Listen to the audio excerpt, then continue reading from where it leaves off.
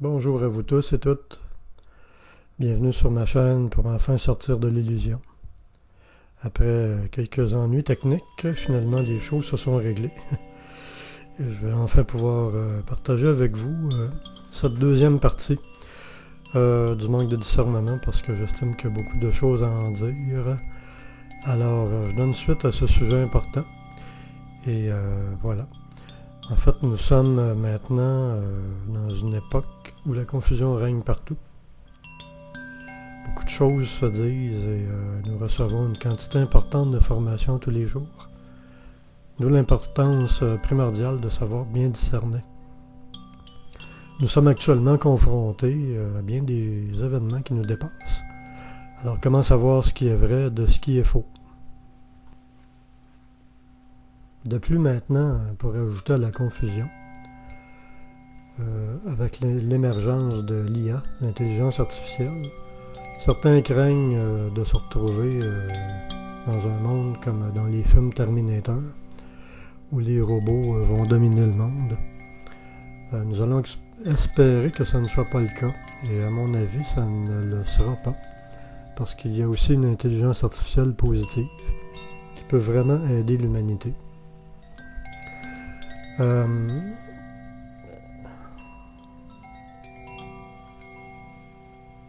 Vous pouvez maintenant voir à la télé, par exemple, des Miss Météo qui donnent vraiment l'impression d'être réelles. Et pourtant, elles sont faites à partir de l'intelligence artificielle.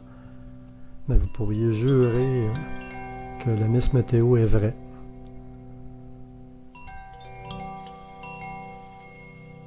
Donc, me demanderez-vous comment faire pour discerner le vrai du faux? J'en parlais dans la première partie sur le discernement. Une chose absolument essentielle est de réactiver votre glande pinéale, foyer de l'intuition, de la voyance, de la clairaudience et bien sûr du discernement.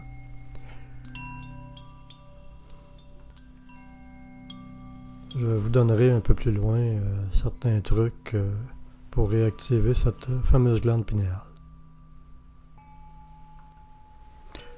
Avec le temps, en fait, à cause de ceux que je nomme les prédateurs, les êtres maléfiques qui ont pris possession de notre terre et qui nous ont manipulés au cours des quelques derniers millénaires, nous en sommes réduits à très peu de choses côté clairvoyance et intuition.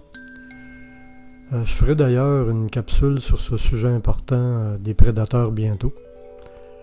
Mais revenons à notre fameuse glande pinéale. Comment la réactiver?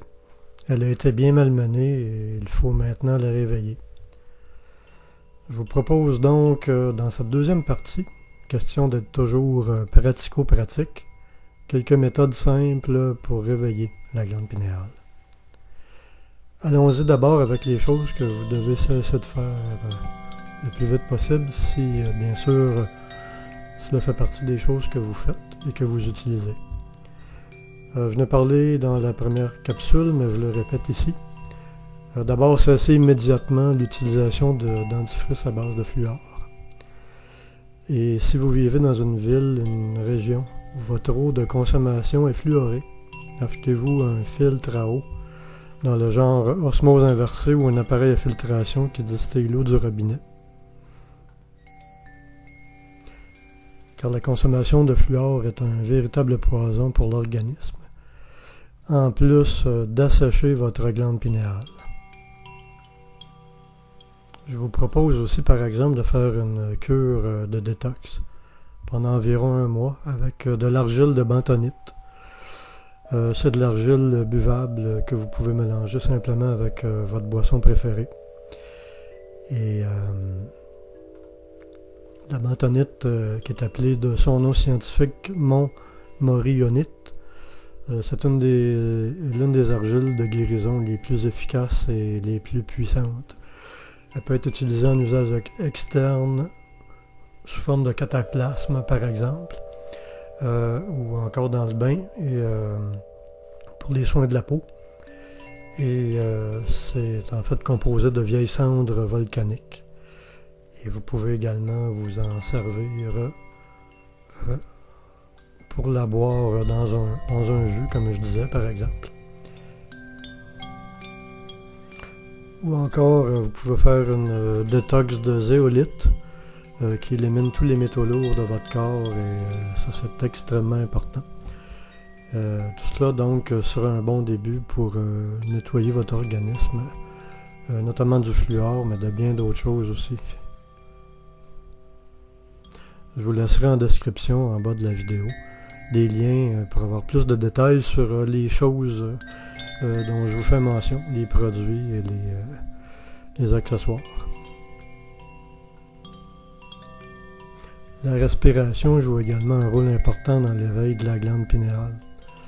Je vais vous laisser aussi en lien en bas de la vidéo les exercices que vous pourrez faire et qui vous aideront à éveiller votre glande pinéale. Il s'agit entre autres des souffles tibétains et aussi des mouvements des 5 tibétains. Pratiquez chaque jour et vous aideront beaucoup à vous remettre en forme également.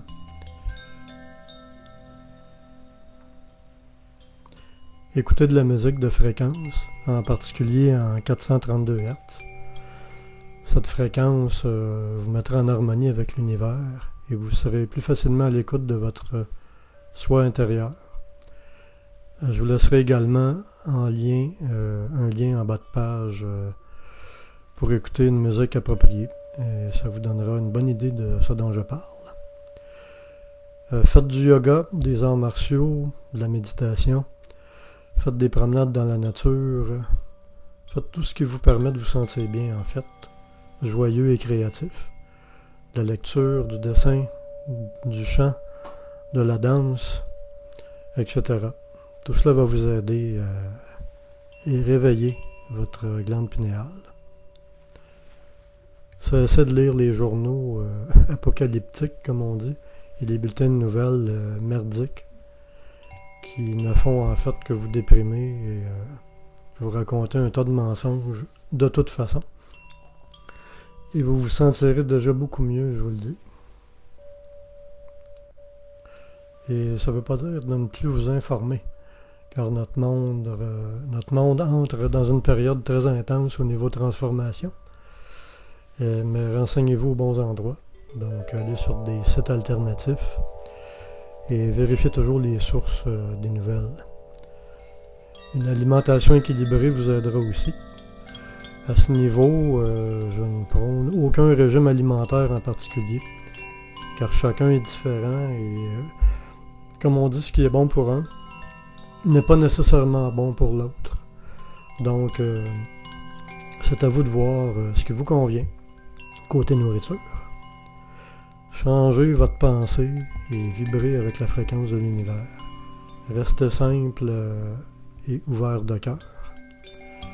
Donc, en espérant que ces petits conseils vous aideront, je vous dis merci et à très bientôt.